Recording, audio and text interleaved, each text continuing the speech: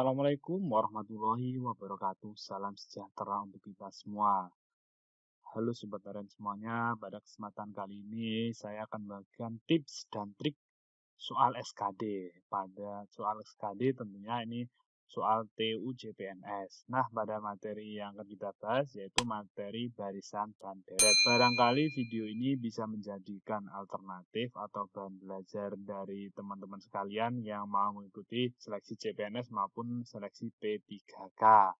Nah, bagaimana tips dan triknya? Silahkan simak pada video kali ini. Tes deret ini menguji peserta untuk menentukan pola atau huruf dari satu suku ke suku berikutnya.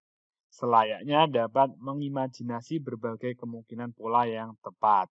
Kemampuan melakukan operasi hitung sederhana sangat dibutuhkan pada tes ini, pada tes barisan dan deret. Ini tahun ke tahun pasti keluar di tes CPNS. Pola bilangan pada deret merupakan operasi bilangan matematika seperti penjumlahan, pengurangan, perkalian, pembagian, penarikan akar, pemangkatan, atau gabungan dari beberapa operasi tersebut. Jadi pondasinya ketika kita akan mengerjakan soal barisan dan deret, kita harus memahami dasar-dasar dari perhitungan matematika. Pola dalam suatu deret dapat ditentukan dengan cara yang pertama, perhatikan perubahan dari satu suku ke suku berikutnya. Kemudian, tentukan operasi apa saja yang berlaku untuk semua suku pada deretan tersebut. Lihat perubahan di setiap dua suku yang berurutan. Apakah selisihnya relatif kecil atau besar? Anggap bahwa semua deret adalah satu larik.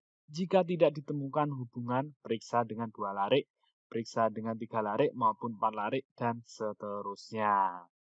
Jika beberapa larik polanya tidak ditemukan kekonsistenan, periksa dengan pola Fibonacci atau kemungkinan besar deret Fibonacci.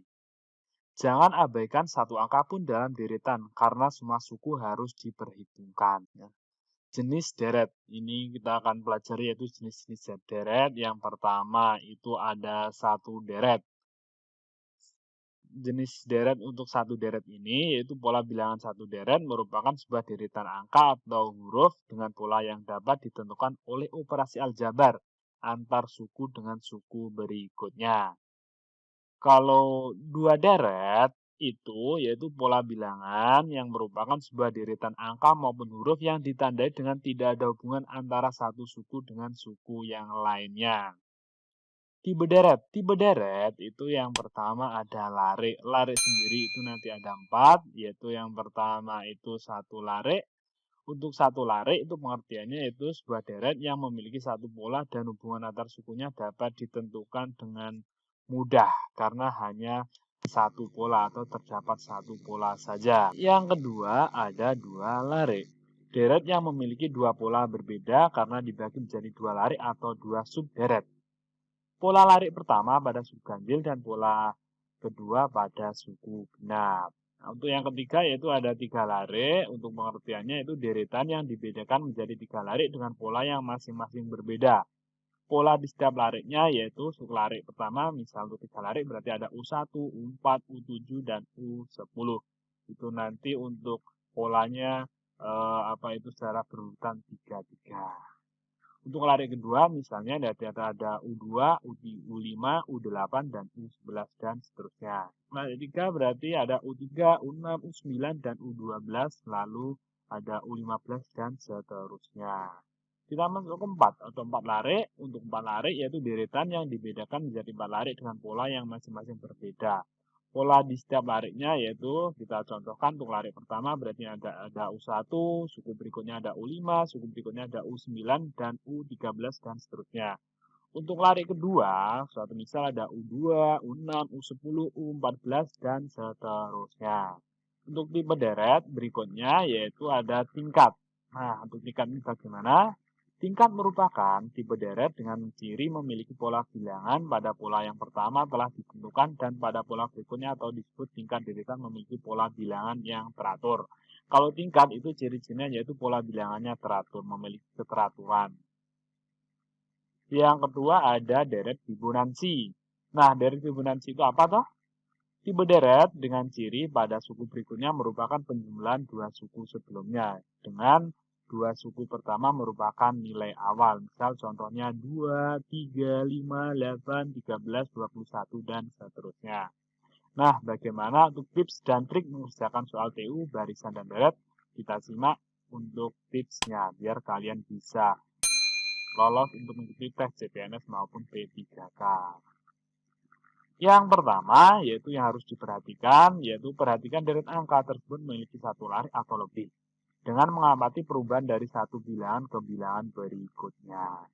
Tips yang kedua, perhatikan apakah deret huruf tersebut memiliki satu lari atau lebih dengan mengamati perubahan dari satu huruf ke huruf berikutnya. Yang ketiga, atau tips trik dan triknya yang ketiga, yaitu pola bilangan dapat berupa operasi hitung tertentu atau bahkan gabungan dari beberapa operasi hitung. Yang keempat, agar lebih mudah dalam menyelesaikan deret huruf, Anda dapat menuliskan huruf-huruf pada kertas huruf A sampai Z. Nanti silahkan dituliskan biar memudahkan untuk mengetahui polanya. Yang kelima, Anda dapat memanfaatkan jari tangan untuk menentukan huruf pada suku berikutnya.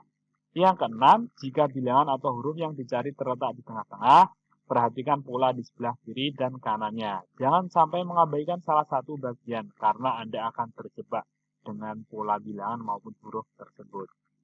Yang ketujuh, dengan rajin berlatih Anda akan semakin terampil dalam menentukan pola deret. Dan yang kedelapan, jika bilangan atau huruf yang dicari terletak di tengah-tengah, perhatikan pola di sebelah kiri dan di kanannya.